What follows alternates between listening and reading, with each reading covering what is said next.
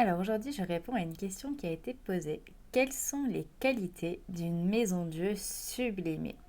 Alors, pour rappel, toutes les arcanes ont un aspect positif, un aspect de lumière, un aspect conscience et un aspect négatif. Donc là, on parle vraiment de l'aspect lumière au possible de l'arcane. Alors, selon moi, selon mon interprétation, une maison Dieu sublimée, eh bien, c'est quelqu'un qui a su sublimer son ego. D'accord? Parce que la maison Dieu représente l'ego, entre autres. Hein. Dès qu'on la voit apparaître, on peut penser à cette notion-là. Donc c'est quelqu'un qui a su sublimer son ego, qui a su ou qui sait mettre son ego au service du divin. Et d'ailleurs, c'est pas pour rien que juste après la mise en Dieu, on a l'arcane de l'étoile qui, elle, est au service. Donc ça va être une personne extrêmement créative, ça va être un canal, c'est quelqu'un qui ne pose pas d'interférence entre lui et le divin, presque on peut dire qu'il est dans une unité avec le divin.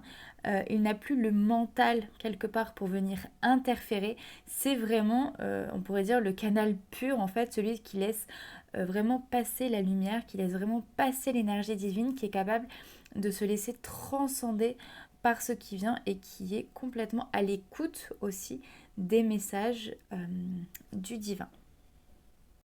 Ça peut être quelqu'un qui est porteur d'une forte énergie de bâtisseur aussi, quelqu'un qui a beaucoup de courage, euh, quelqu'un qui peut être voilà, bâtisseur comme destructeur, mais qui met cette destruction au service de la vie, finalement, au service du grand vivant, au service de la nature. Voilà. Quelqu'un en tout cas qui peut avoir énormément d'énergie, qui peut faire un travail en lien avec l'énergétique, en lien avec la Kundalini, par exemple, puisque c'est quelqu'un qui a le potentiel pour être traversé par de forts courants énergétiques et pour savoir maîtriser ces courants énergétiques. Voilà ce que je dirais pour une personne qui, en tout cas une énergie de maison Dieu qui est sublimée.